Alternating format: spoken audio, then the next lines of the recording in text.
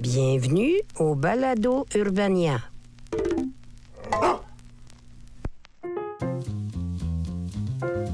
Alors bonjour mes petits choux, ainsi que quelques genoux, une poignée de bijoux, peut-être une coupe de joujoux, une vessie pleine de cailloux, puis un vieux hibou avec des poux. Bref, peu importe où vous vous situez dans tout ça, bienvenue au pire moment de l'histoire avec Charles Beauchesne, le podcast historique où je retrace le pire du passé tout en profitant pour vous glisser une petite leçon de français sur le fly. Et si on parlait finalement du Titanic?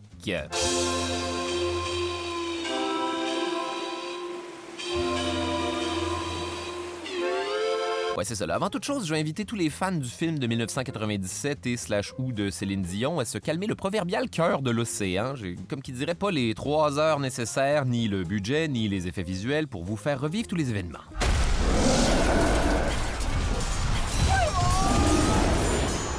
Wow, ces effets spéciaux sont incroyables! Dommage que personne n'ait le visuel! Donc, pour faire changement, je vais essayer de me concentrer sur toutes les affaires un peu poches qui n'ont pas été mentionnées dans le film. Je vous invite donc à voir cet épisode comme un genre de supplément, un peu comme les extras qu'on retrouvait jadis sur les DVD à la belle époque des making-of, des deleted scenes, et bien sûr de la version du film avec le réalisateur qui parle par-dessus comme un ami gossant qui l'a déjà vu puis qui ferme jamais sa calice de gueule. Pouvez-vous croire qu'à une certaine époque, c'était l'expérience qu'on voulait? Bon, à cette heure, partez-moi ce générique-là et plongeons dans les abîmes de l'océan pour en apprendre plus sur le Titanic. Allô? Ouais, non, c'était juste une façon de parler. Là. Si possible, je ne veux pas cette mort-là. Allô?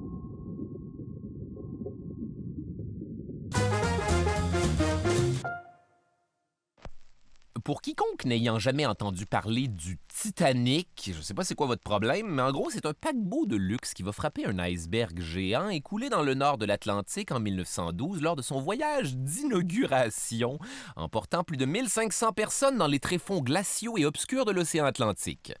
Ce ne sera donc pas un bon départ. Des questions? Contexte historique.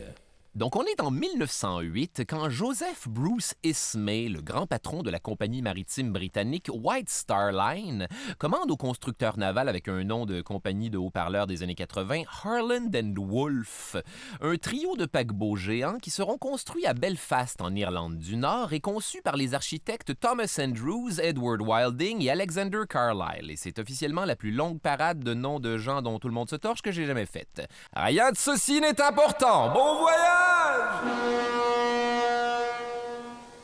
Les 3 navires en question vont être baptisés le RMS Olympic, le RMS Titanic et le RMS Gigantic. En tout cas, il y a clairement un gars au marketing qui avait une relation compliquée avec la taille de son propre engin. Gigantic, qui sera rebaptisé plus tard Britannic. Et voilà qui est raisonnable et moins phallocentrique. Quoique personnellement, si quelqu'un décidait de baptiser son propre pénis le Britannic, ça lui conférerait un certain flegme que je ne déteste pas d'ailleurs. Détail prophétique. Alexander Carlyle, c'est celui qui va être responsable du design de tous ces nouveaux paquebots, des espèces de longs et majestueux suppositoires marins avec 4 cheminées, dont la 4e sur le Titanic était dans les faits purement esthétique et n'était reliée à aucune salle des machines. Non, à la place, on inventait de la job à cette cheminée-là en faisant un genre de tuyau d'échappement pour les cuisines et les sections fumeurs du navire. Donc si aujourd'hui vous regardez une photo du Titanic et que les 4 cheminées fument, dites-vous qu'une d'entre elles, c'est juste de la grosse fumée de clope. On l'appelait le vaisseau des rêves.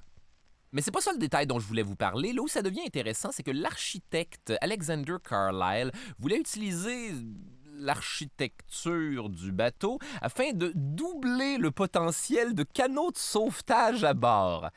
Mais c'est pas ça qui va se passer. Ce qui va se passer, c'est... 64 canaux de sauvetage, mais autant dire que tout ce que les gens vont voir en sortant sur le pont, c'est des canaux de sauvetage.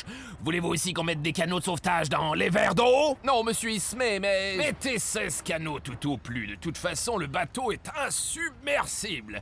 Croyez-moi que le gratin de la société va faire tout un fromage si le look du bateau fait patate. Vous voyez ce que je viens de faire? Fromage et patate dans le sens de gratin, oui, j'ai saisi. En tout cas, j'espère que cette décision ne viendra pas mordre quelqu'un dans les fesses plus tard. Le premier bateau du trio à être complété est l'Olympic, devenu célèbre pour un événement qui va survenir lors de sa 5e sortie.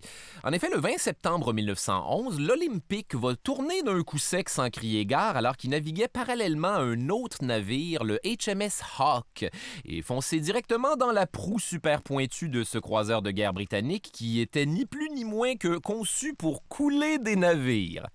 Je me demande ce qui va se passer. Et bien surprise, l'Olympic va résister au fait de s'être fait nautiquement shanké, si vous me permettez l'expression, et réussir à retourner à Southampton par ses propres moyens. Personne n'est mort, personne n'est blessé, bonne nouvelle, non? Pas tout à fait. Malheureusement, le fait de s'être sorti de justesse de tout ça va donner à la White Star Line une espèce de foi inébranlable en leur bateau qui présente maintenant comme insubmersible. Détail intéressant. Les constructeurs des bateaux Harland & Wolff sont bien insistants sur le fait qu'ils auraient jamais présenté le Titanic comme insubmersible et que ça viendrait d'une mauvaise interprétation de certains journaux. Même si ça sonne totalement comme une compagnie qui a fait de la fausse publicité puis qu'une fois pogné les culottes baissées, essaie de gaslighter les acheteurs en leur faisant croire que c'est eux qui avaient mal compris le marketing, comme Subway là, pendant le scandale des sandwichs 12 pouces qui étaient en fait 11 pouces. Puis là, ils disaient que finalement, Subway Footlong, c'était juste le nom de la marque déposée puis que ça n'avait pas nécessairement rapport avec la longueur des sandwichs. Ça, puis leur porte-parole Jared, qui était un pédophile finalement. Dans les faits, ce qui a sauvé l'Olympic, c'est une série de compartiments étanches séparés dans la coque. Si l'un d'eux perce, l'eau s'accumule uniquement dans ce compartiment-là au lieu d'inonder le reste du navire. Le Titanic était également muni de 16 compartiments qu'on pouvait fermer à distance à partir du pont. Et selon les ingénieurs, même avec 4 compartiments inondés, tout devrait bien aller. Génial! Impossible que le Titanic coule maintenant. Et si jamais quelqu'un avait besoin de plus de mesures d'étanchéité, on va construire le Titanic avec un petit 3 millions de rivets en acier extrêmement résistants au changement de température. Ce qui est quand même important quand tu vas voguer dans des eaux plus frettes qu'une conversation entre un couple d'ours polaires qui veulent essayer d'ouvrir leur couple. Fascinant. Les affrontements sont violents à cette période de l'année, alors que l'un semble demander à l'autre « Pourquoi t'as besoin de ça? Je suis pas assez? » Le problème, c'est que ces fameux rivets d'acier devaient bien sûr être installés avec une christie de grosse machine hydraulique encombrante du début du 20e siècle, qui devenait carrément impossible à opérer dans les sections où il y a des courbes, comme le bas du bateau, également appelé le bout qui trempe dans l'eau. Les travailleurs ont donc dû rentrer les rivets à la main, ce qui est impossible à faire avec des rivets en acier à l'époque. On les a donc remplacés par des rivets en fer forgé, plus malléables, mais aussi plus fragiles, particulièrement à basse température. Tout va bien aller! Détail dark. Pendant les 26 mois que va prendre la construction du Titanic, la compagnie Harland & Wolff va enregistrer un rassurant total de 246 blessés, incluant des jambes écrasées dans les machines hydrauliques ou encore des chutes du haut du bateau en plus de 8 morts dont seulement 5 seront identifiés. OK, attention tout le monde, je vais maintenant partir la grosse machine encombrante à poser les rivets du début du 20e siècle. OK, mais attention à tes jambes, le piston hydraulique part rapidement. OK!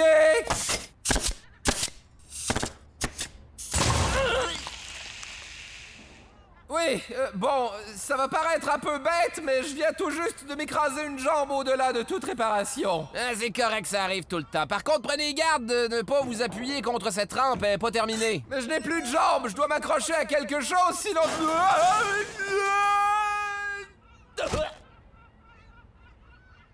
Ouais, c'est qui ce type? Aucune idée, je l'appelle juste Hey depuis 2 jours. Détail dark et familial. Parmi les morts sur le chantier, on compte un certain Robert James Murphy qui est tombé d'un des ponts supérieurs avant de s'exploser le crâne 50 pieds plus bas. Par contre, là où ça devient drôle, c'est que son fils Robert Murphy Jr. était lui aussi préalablement mort en construisant le paquebot Olympic. Ouais, maintenant que je le dis à voix haute, c'est pas si drôle que ça, finalement. En fait, il va pas mal y avoir des morts et des accidents jusqu'au dernier moment avant la mise à l'eau du Titanic. Mais genre, littéralement, il y a un ouvrier qui va être terrassé le jour du lancement du Titanic quand une poutre en bois va lui tomber dessus. Et je pense que la seule façon dont il aurait pu mourir plus près du fil d'arrivée, c'est si on l'avait accidentellement fessé avec la bouteille de champagne qu'on casse sur la coque pour inaugurer le bateau.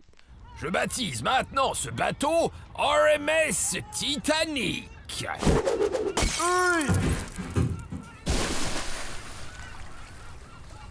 Ouais, c'est qui ce type? Aucune idée. Pour être honnête, j'étais trop occupé à m'en foutre. Bref, au moment de son inauguration, le RMS Titanic était non seulement le plus grand paquebot du monde, mais aussi une des plus grandes structures construites par les humains après la Tour Eiffel. Plus de 269 mètres de long, 28 mètres de large et 53 mètres de haut. Si tu le mets debout, il dépasse de 130 mètres la grande pyramide de Khéops. Ce qui fait donc de la pyramide de Khéops un parfait rack à Titanic quand tu veux le remiser pour l'hiver. Pour ceux qui seraient dans cette situation-là. Pouvant accueillir jusqu'à 3500 passagers, le Titanic était une merveille de luxe, avec des salons ornés de boiseries de petits anges avec des petites faufounes, des salles de réception, des courts de squash, un bain turc, un gymnase, un salon de coiffure et aussi la toute première piscine à bord d'un bateau de croisière, avant qu'aujourd'hui ça devienne une espèce de bain de pied généralisé pour tous les passagers qui attendent que la place se libère dans l'eau pleine de vieux plaster. Les croisières! Ça n'a jamais l'air de ce qu'il y a dans le dépliant. Tout ça, bien sûr, exclusivement pour les ultra-riches en première classe avec des chapeaux de forme qui promènent sur le pont un petit chien qui a reçu beaucoup plus d'amour que plusieurs humains. Comme Winston, mon bulldog nourri exclusivement avec de la root beer. Je prendrais bien une petite racinette, moi. Vous allez voir tout le monde, il est très drôle. Par contre, pendant ce temps-là, les passagers de troisième classe étaient confinés sur les ponts inférieurs, entassés un par-dessus l'autre dans leur urine comme des poulets d'élevage. Mais la musique était bonne, par exemple! Détail intéressant. Un billet de première classe sur le Titanic pouvait coûter jusqu'à 870 livres, ce qui équivaut à plus de 215 000 $ canadiens aujourd'hui, alors qu'un billet de troisième classe coûtait quant à lui 7 livres, donc à peu près 1730 $ canadiens, ce qui est quand même assez onéreux pour aller mourir gelé dans l'Atlantique. Mais la musique était bonne, par exemple! Le voyage inaugural du Titanic devait normalement avoir lieu en mars 1912, mais les réparations de l'Olympic, qui avait subi le traitement canne de soupe chunky, si vous me permettez l'expression, vont retarder la livraison du Titanic de quelques semaines et repousser le départ pour la mi-avril, aussi connu comme le moment où il y a le plus d'icebergs dans les lignes de navigation transatlantique. C'est le capitaine Edward John Smith qui est choisi pour piloter ce premier voyage, un navigateur d'expérience à la barbe blanche qu'on surnomme le capitaine des millionnaires. En effet, plusieurs individus méga riches de l'époque, comme entre autres l'homme d'affaires américain Benjamin Guggenheim ainsi que le financier de Wall Street JP Morgan,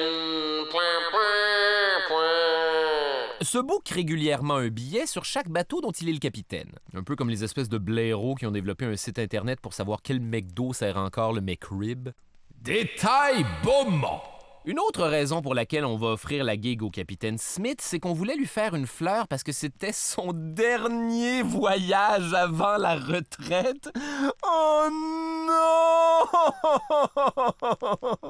C'est finalement le 2 avril 1912, donc un jour trop tard pour que ce soit une joke, que le Titanic quitte Belfast vers Southampton, où il va cueillir ses premiers passagers qui ne se doutent aucunement que le Titanic aurait quitté les chantiers de Belfast alors qu'un feu faisait rage dans une de ses soutes à charbon. Et la raison pourquoi on parle jamais de ça, c'est que c'est étonnamment la moins pire affaire qui va arriver à ce bateau-là. Pire que ça, selon Guillermo Rein, un gars spécialisé en feu de charbon, pour ceux qui se demandaient c'est quoi juste le seuil d'étroitesse maximale d'un champ d'études qui est ta profession, quand on découvre un feu qui couve dans un tas de charbon, c'est que ça fait déjà un méchant bout que ça brûle. On soupçonne d'ailleurs que le feu se serait auto-déclaré, parce que oui, apparemment, le charbon, ça peut tout simplement se mettre à brûler comme ça de façon spontanée. Eh ben, j'espère que la légère satisfaction de connaître ce fun fact de charbon valait la peine d'y dédier sa vie en tant que spécialiste. Détail paniquant. Ce type de feu a la fâcheuse particularité de pouvoir atteindre des températures entre 500 et 1000 degrés Celsius, là, mes degrés favoris. Une chaleur telle qu'elle peut facilement chauffer le métal à blanc, le déformer et évidemment avoir des conséquences graves sur l'intégrité de la structure, la rendant plus vulnérable à, je sais pas moi, une collision, mettons, ou encore au choc des températures dans l'eau glaciale. En tout cas, chose certaine, faudrait vraiment pas que le Titanic entre en collision avec un gros bloc de glace. Puis c'est pas comme si la situation de l'incendie va être rapidement mise sous contrôle. Le jour du départ inaugural de Southampton, le 10 avril 1912, alors que les passagers s'émerveillent que ça sente encore la peinture fraîche, que la porcelaine n'a encore jamais servi et que personne n'a jamais dormi dans les draps et que le personnage de Kate Winslet monte à bord avec son gros chapeau et sa mère chiante, ben le feu brûle toujours. Et la seule façon pour eux d'arrêter le feu, c'est de vider le charbon de la soute qui mesure 10 mètres de haut et qui contient à peu près 100 tonnes de charbon directement dans les chaudières. Ce qui est à peu près l'équivalent naval d'une marmite de chili trop épicée que quelqu'un serait obligé de manger pour pas que quelqu'un d'autre chie douloureusement, ou quelque chose du genre. Détail intéressant! Ici, je vous parlais de l'incroyable histoire d'une personne qui a débarqué du Titanic le jour du départ de Southampton. Étant donné, je vous le rappelle, que l'Olympic était en cale sèche pour réparation, le capitaine Smith du Titanic va décider d'embarquer à la dernière minute le commandant en second de l'Olympic, Henry Wilde, ce qui va avoir l'effet plutôt chiant de bumper tout le monde en dessous dans la hiérarchie vers un rang inférieur comme des dominos. Celui qui était commandant en second du Titanic devient alors le premier officier. Le premier officier est rétrogradé au rang de second officier et ainsi de suite jusqu'au deuxième officier, David Blair, à qui on demande de quitter le bateau comme un total loser. Vous savez, Blair, ce n'est rien de personnel, c'est juste que les places sont limitées. Enfin, capitaine, voulez-vous dire que moi, je suis spécifiquement celui de trop sur un navire de 3500 personnes qui n'est pas rempli à capacité? C'est exactement ça. Vous n'avez plus d'utilité ici, je ne peux tout simplement pas faire monter à bord n'importe qui. Capitaine Smith, j'aimerais formuler une plainte à propos de la qualité de la root beer réservée exclusivement à mon bulldog à bord. Non, Winston, ne bois pas cette merde, c'est de la mogue. Ouais, l'affaire, c'est que quand M. Blair va quitter pour aller pleurer dans sa chambre la face dans son oreiller d'avoir raté le Titanic, il va aussi par inadvertance se pousser avec la clé de son casier qui contenait la seule paire de jumelles sur le bateau. Maintenant, demandez-moi pas pourquoi un bateau aussi luxueux que le Titanic a voulu faire des économies de bout de chandelle en achetant juste une paire de jumelles, mais chose certaine, maintenant, impossible de voir un gros objet de loin. Néanmoins, malgré cette accumulation de circonstances de merde qui vont contribuer à faire couler le navire comme jamais, le Titanic lève l'ancre le 10 avril 1912, suite à quoi il va faire une escale à Cherbourg en France, puis un arrêt à Queenstown en Irlande, ce qui me semble être un détour puisqu'on revient de là, mais ok, si vous insistez, 2 fois l'Irlande. Avant de mettre le cap vers New York, transportant à son bord 2240 passagers, incluant 908 membres de l'équipage et un crise de gros feu dans le cale, qui, ironiquement, ne sera jamais le principal problème de toute cette histoire. Effectivement, difficile d'imaginer comment une compagnie qui transporte ni plus ni moins que la clique du 1% de l'époque pouvait envisager de partir alors que son bateau brûle plus fort que le gland du batteur de Motley Crue quand il pisse. Ben en fait, c'était justement ça le problème. On voulait pas perdre la face devant ces gens-là. Ça a coûté une fortune construire les navires, la compagnie est dans le trou, elle doit gérer le très public scandale de l'Olympic qui a ralenti la livraison du Titanic. Si ça sortait que le Titanic retardait encore son départ à cause d'un feu, les journaux en auraient fait leur chou gras, personne n'aurait acheté son billet, la compagnie aurait probablement fait faillite et ça aurait été une catastrophe que, heureusement, on a évité. Mais pour l'instant, c'est pas important. Là, c'est le bout dans le film où on fly à vive allure avec des dauphins, à la proue Leonardo DiCaprio crie qu'il est le roi du monde avec son ami italien qui a un accent de logo des restaurants Giorgio. Le capitaine Smith prévoit traverser l'Atlantique en 6 jours et pour ça, il doit maintenir une vitesse de 19 nœuds. Bon, c'est vite commencé à cette heure, 19 nœuds. C'est la vitesse que ça prend pour défaire 19 nœuds dans les fils de la TV quand tu essaies de plugger la Switch. Parce que si c'est ça, je peux vous garantir que 19 nœuds, c'est la plus lente de toutes les vitesses.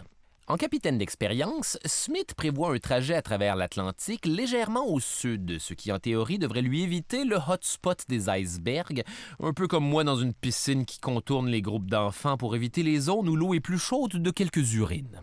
Effectivement, en 1912, la meilleure technique pour pas frapper un iceberg, c'est de ne pas le frapper. Et disons que les moyens sont limités et en plus, ça se déplace, ces grosses conneries glacées-là. De façon générale, il faut surtout s'en remettre aux alertes imprécises des autres bateaux ainsi qu'aux joyeux marins avec un petit foulard dans le nid de pie, qui est l'espèce de corbeille à papier en haut du mât avec un plouc dedans pour surveiller les alentours, et ce, même de nuit sans jumelles, qui pourtant sont bel et bien à bord, mais dans un casier, dont la clé est à Southampton.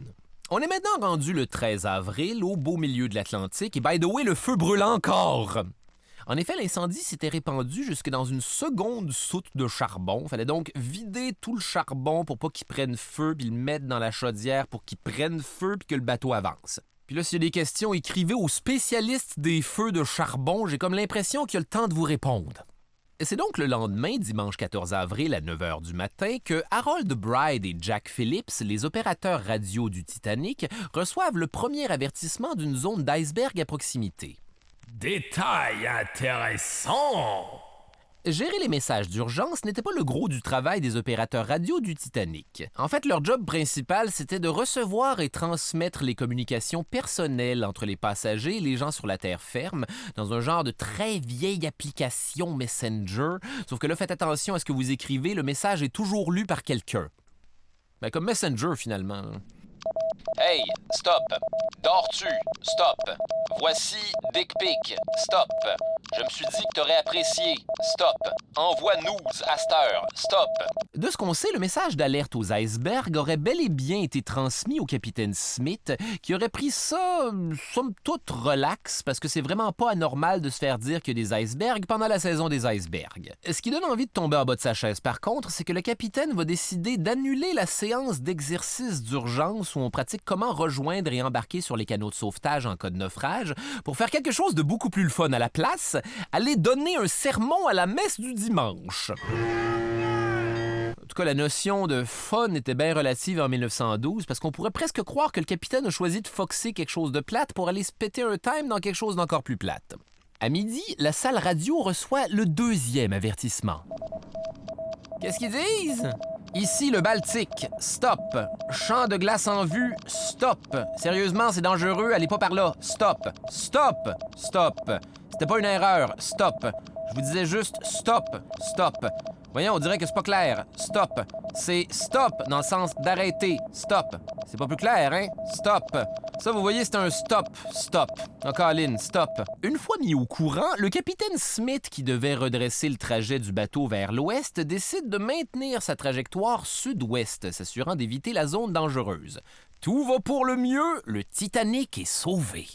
Détail malchanceux. Transportons-nous du côté de ce fameux iceberg qui nous concerne dans cette histoire. Ce monstre de glace serait né, j'imagine, si on peut dire ça d'un iceberg, en mars 1910, quand une masse de glace de 2 millions de tonnes se serait détachée de la côte sud-ouest du Groenland. Fast forward de 2 ans dans le futur, mais qui est encore plus que jamais dans le passé pour nous, et cette accumulation de fonds de shaker à cocktail géant est encore grosse comme un terrain de baseball et voyage à 17 km/h, soit juste un peu moins vite que la vitesse de pointe d'un cochon. Honnêtement, je sais pas si c'est lent ou rapide. Vous essayerez d'attraper cette affaire-là dans une tombola. Anyway, 1912 a été le théâtre d'un phénomène assez particulier parce que le courant glaciaire du Labrador s'est déplacé plus au sud que d'habitude, ce qui a protégé l'iceberg des eaux chaudes du Gulf Stream qui l'aurait normalement fait fondre et lui aurait permis de voyager pas mal plus bas que ce que les icebergs font normalement. Ce qui veut dire qu'en gardant le cap vers le sud, le capitaine Smith venait donc de, très ironiquement, envoyer tout le monde directement à Iceberg City. À 21h52, les opérateurs de la salle radio vont recevoir un avertissement de la part du Mesaba, qui se résume à... Des icebergs, stop. Des banquises, stop. De la glace, stop. Mon pays, ce n'est pas un pays, c'est de la glace, stop. Ice, ice, baby, stop. Ça veut dire que notre nouvelle route serait dangereuse, elle aussi. Est-ce que ça veut dire qu'on doit prévenir le capitaine? Eh non, si c'était vraiment important, le message aurait été précédé de MSG pour Master Service Gram, pour indiquer que c'est un message à remettre au capitaine en priorité. Je sais pas, man, je pense quand même que si on utilise notre gros bon sens... Hey, on est-tu ici pour réfléchir ou pour transmettre des messages cochons? Et parlant de ça, j'en ai un pas mal épicé à transmettre à la maîtresse de Monsieur Taylor. Vous voulez un MSG? J'en ai un pour toi. Un Master Sexgram. Ah, nice. Fuck oui. Une heure plus tard, ils vont recevoir un message d'un autre bateau avec un nom pas inspiré, le Californian, qui leur annonce qu'ils vont s'arrêter pour la nuit parce qu'ils sont entourés de glace et d'iceberg. Le message n'étant pas non plus précédé de MSG, les opérateurs ont cru que c'était pas une urgence, ce qui me semble nécessiter un petit peu plus à chaque fois un très gros effort mental pour ignorer le contexte. Pire encore, les opérateurs radio du Titanic étaient en plein rush de passer des messages personnels parce qu'ils étaient à distance radio d'une station Marconi, qui n'est malheureusement pas le nom d'une pas pire place de pâtes italienne avec un bar à pâtes avec 60 choix de sauce qui goûtent juste 4 affaires finalement. Ouais, Marconi, c'était le nom du gars qui avait breveté le télégraphe. Miam, mais pas trop. De plus, étant donné que le Titanic essaye de communiquer avec Terre-Neuve à presque 650 km, les opérateurs avaient mis le volume du poste de radio dans le tapis, ce qui fait que quand l'opérateur du Californian, qui n'était qu'à 15 km, leur a envoyé un message, le signal leur a quasiment fait exploser les oreilles. Un peu comme quand ton chum écoute des podcasts dans l'auto avec le son méga fort parce que c'est mixé super bas, puis le lendemain, tu pars à la radio. Puis ça fait faire le son à tout le monde! En Beaujois le Vert, les opérateurs du Titanic auraient donc répondu « Laissez-nous tranquilles, vieil homme ». Ce qui explique probablement pourquoi l'opérateur du Californian a décidé de fermer sa radio avant de partir se coucher en faisant « Vieil homme, moi, je vais vous montrer, moi, espèce de petit galopin. Un jour, vous allez avoir besoin d'aide et laissez-moi vous dire que... »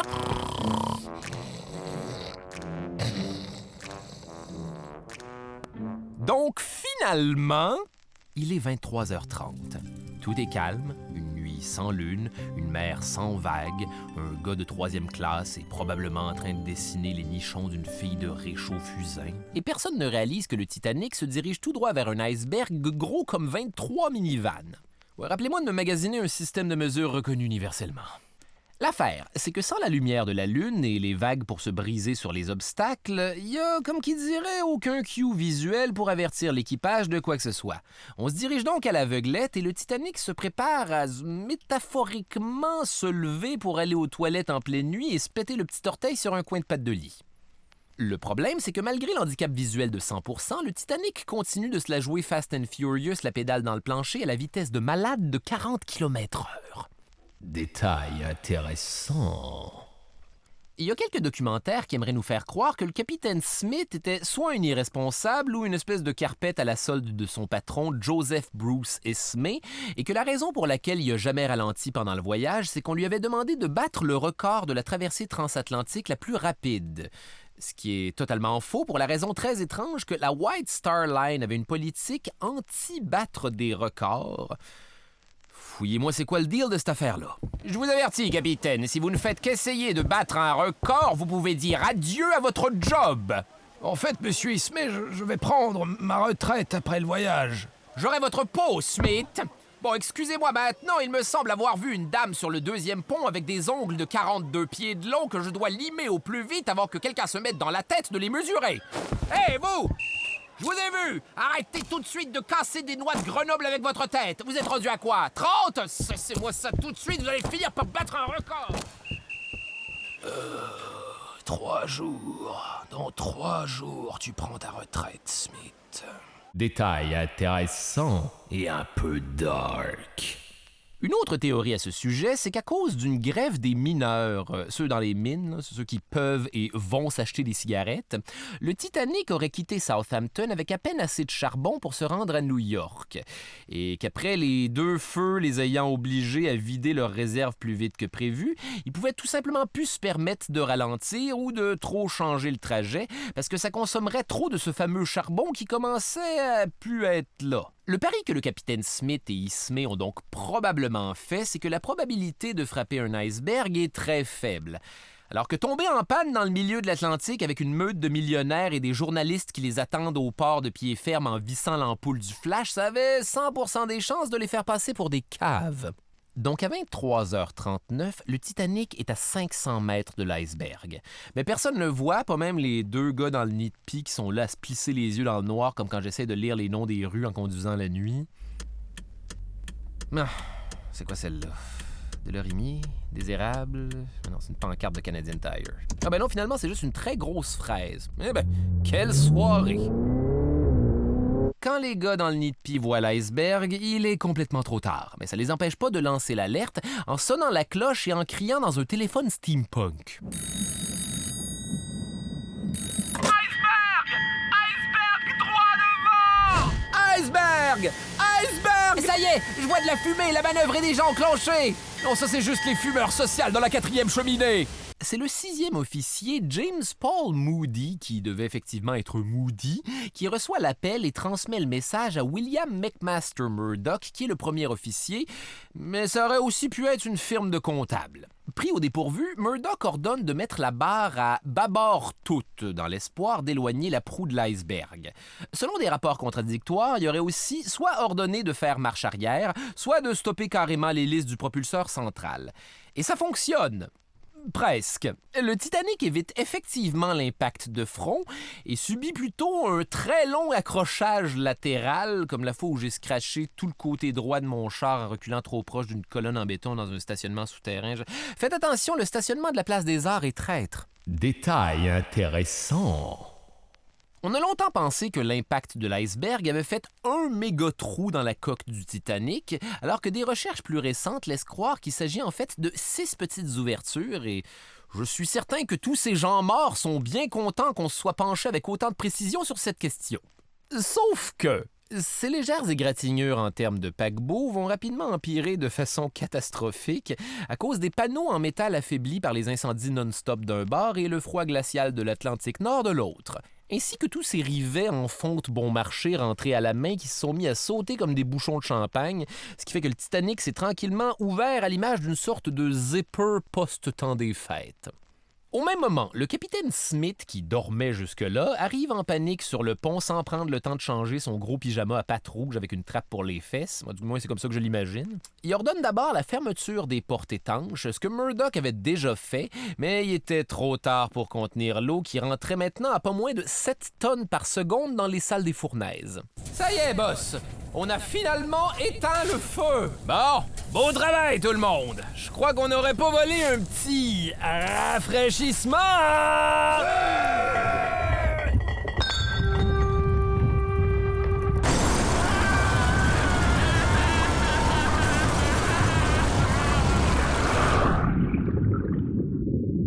Après une inspection rapide, pour ne pas dire en panique, on découvre qu'il y a des dommages majeurs au réservoir du coqueron avant, aux 3 cales avant ainsi qu'aux chaufferies 5 et 6, soit un total de 6 compartiments.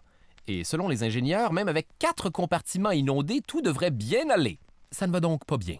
Vers minuit maintenant, l'architecte du Titanic, Thomas Andrews, déclare aux officiers qu'il n'y a plus rien à faire et que le Titanic sera au fond de l'océan d'ici environ 2 heures. Pour eux, c'est le début de la fin. Et pour les fans du film de 1997, c'est précisément le temps de mettre le 2e VHS.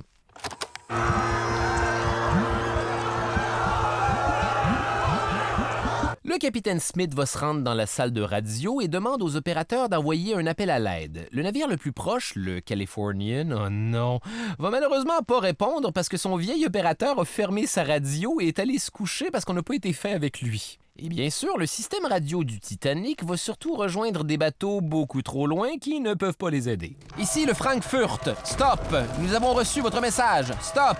Fuck oui, on est sauvés! Malheureusement, nous sommes à plus de 100 km. Stop. Fait que, stop. Bonne chance avec ça. Stop. On vous envoie des ondes positives. Stop. Oh! Mais éventuellement, une lueur d'espoir. Ici le Carpathia. Stop. Nous avons reçu votre message. Stop. Nous sommes en route. Stop. Oh fuck oui, on est sauvés. S'ils arrivent dans les 2 prochaines heures, tous les passagers pourront être mis en sécurité. Attends, le message continue. By the way, stop. Nous sommes à 90 km avec une vitesse maximale de 15 nœuds. Stop. Fait qu'on se voit dans grosso modo 4 heures. Stop. Ciao. Stop. Non! Sauf que là, il faut évacuer 2240 passagers et membres de l'équipage sur seulement 16 canots de sauvetage. Pourquoi donc? Ah ouais, parce qu'on a voulu garder une belle vue dégagée. Eh bien, j'espère que tout le monde a apprécié de pouvoir regarder la mort en face sans aucune obstruction. Et c'est à peu près à ce moment-là que le capitaine Smith, réalisant que la majorité du monde sur son bateau était condamné, va avoir comme une légère dépression nerveuse, moment idéal pour que le second officier, Charles Lightoller, lui demande quoi faire. Capitaine, excusez-moi de vous déranger pendant que vous bad-trippez, mais qu'est-ce qu'on fait? Quoi? Les femmes et les enfants d'abord. Oui, c'est ça. Les femmes et les enfants d'abord. Parfait, c'est compris à 100%. Sur aucune place à une mauvaise interprétation de ma part. OK, tout le monde? C'est les femmes et les enfants seulement sur les canots, compris? Aucun homme admis. Femmes et enfants seulement. Tous les hommes restent sur le bateau, peu importe ce qui se passe et la place disponible dans le canot. Mais qu'en est-il des bulldogs? Et de la route pire. Détail dark.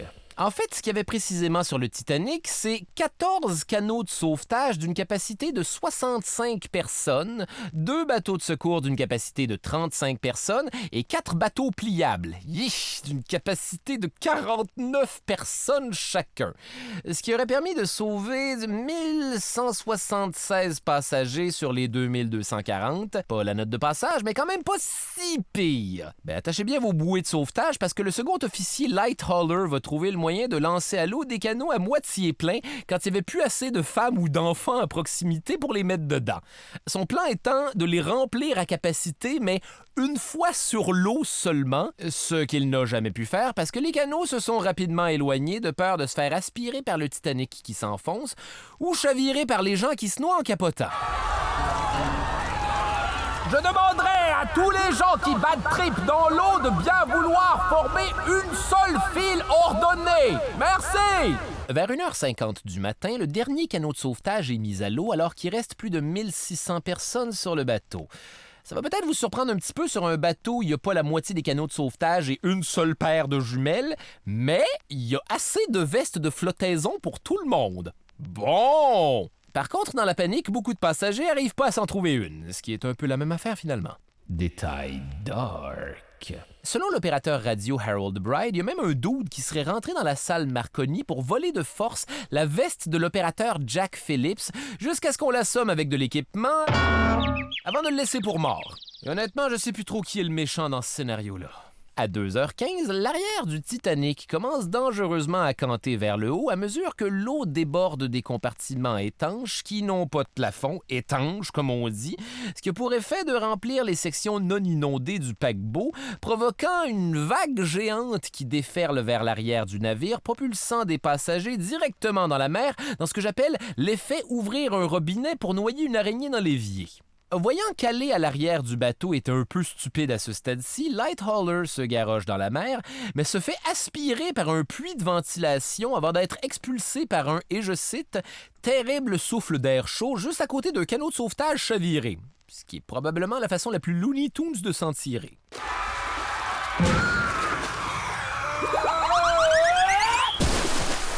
Wow! Ça donne presque envie d'en refaire un tour!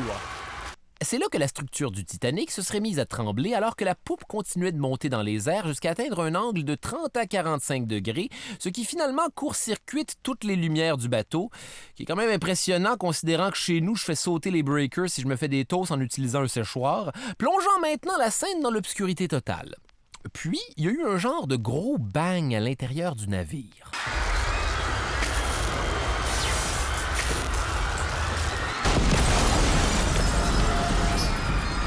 Enfin, qu'est-ce que c'est que ça?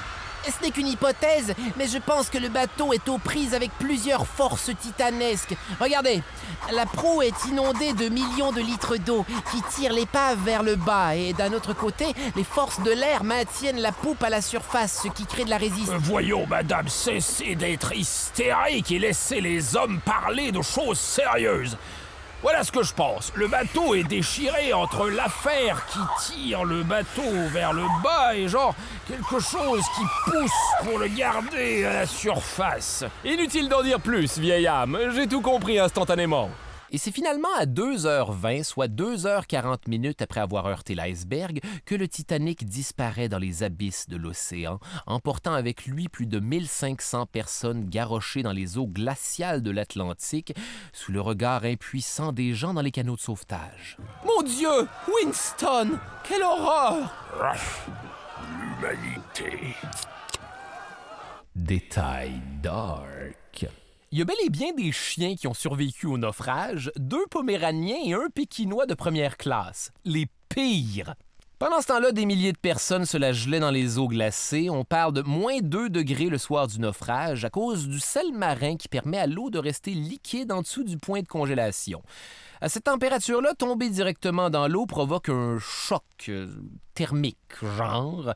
En gros, t'es désorienté, épuisé presque instantanément, tu perds probablement conscience dans les 15 premières minutes et t'as gros max 45 minutes avant que l'hypothermie t'emporte vers une mort glaciale.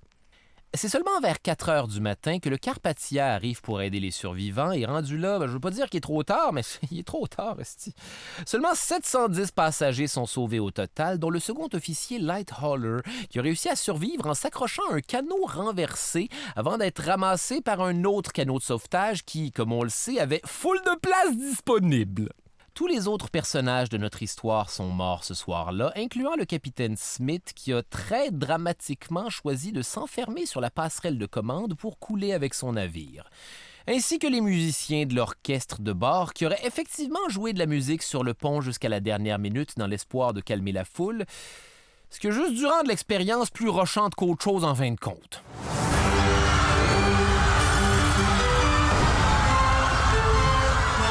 Dernier petit détail dark pour la route. Des quelques 1500 personnes qui sont mortes, seulement 328 corps vont être récupérés. La majorité d'entre eux sont enterrés dans un cimetière à Halifax, avec des pierres tombales numérotées parce que c'était impossible d'identifier leurs dépouilles gonflées d'eau glaciale. Fin! Le fin mot de l'histoire avec un grand H. Bon, qu'est-ce qu'il y a à apprendre de tout ça? Ben, que les croisières, c'est pas si le fun que ça. Je niaise pas, laissez-vous jamais avoir par le prospect d'un bateau avec des montagnes russes sur le pont. Mais si on en revient au Titanic, je crois que la morale de l'histoire, c'est que c'est malheureusement pas juste à cause de l'iceberg que le bateau repose au fond de l'Atlantique. Du moins, pas autant qu'à cause d'une série de mauvaises décisions qui, par accumulation, ont précipité le Titanic vers son destin funeste. Comme quand on a choisi d'essayer d'éviter l'iceberg, exposant le flanc le plus fragile du navire. Ah ouais, parce que j'ai le malheur de vous annoncer que le plus chiant dans toute cette histoire, c'est qu'on sait aujourd'hui, a posteriori, que de par le design renforcé à l'avant du Titanic, si le second officier avait simplement laissé le navire foncer de plein fouet sur l'iceberg, il aurait probablement jamais coulé. On parle aussi très peu de l'après-Titanic. Dans les mois qui ont suivi le drame, il y a eu une commission d'enquête menée par le tribunal des naufrages britanniques pour essayer de faire la lumière sur les causes du naufrage. Faisant fi de plusieurs témoignages, entre autres celui sur le manque de canaux ou celui des pompiers à propos du feu, la conclusion du tribunal, c'est que le bateau a coulé simplement parce qu'il a foncé à trop grande vitesse dans un iceberg, mais que personne n'était à blâmer parce que c'était ça les procédures à l'époque. La vérité, c'est que l'enquête était commandée par la Commission du commerce qui était responsable du transport maritime britannique et qui avait approuvé le Titanic comme apte à naviguer, ce qui peut effectivement faire mal paraître quelqu'un en bout de ligne. Dans le sens que toute atteinte à la réputation de la White Star Line leur retomberait indirectement dessus, ce qui explique d'ailleurs pourquoi Ismay, le Big Boss, a finalement été lavé de tout blâme. D'ailleurs, parlant de ce sac à merde, c'est intéressant de noter qu'Ismay est un des seuls hommes à s'être introduit sur les canaux de sauvetage comme une véritable poule mouillée. Il a d'ailleurs été perçu comme un méga pissou par l'opinion publique qui se disait que la chose honorable à faire aurait été de couler avec son navire pas aussi insubmersible que précédemment publicisé. Ismay finit par démissionner de la White Star Line en 1913 avant de s'exiler en Irlande dans un manoir majestueux. Ça lui apprendra, j'imagine. Je m'appelle Charles Beauchesne et le cauchemar se poursuit dans un prochain épisode.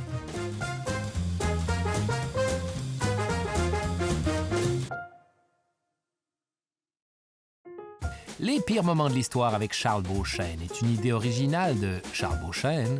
Au texte et à la recherche, Charles Beauchesne, Audrey Rousseau et François de Grandpré. À la réalisation, Barbara Judith Caron. Au montage, Alexandre Sarkis. Au son, le studio La Chope. À la coordination, Dominique Maheu. À la production, Rosalie Granger. Producteur exécutif, Raphaël Huysmans et Philippe Lamarre. Les pires moments de l'histoire avec Charles Beauchesne est une production Urbania.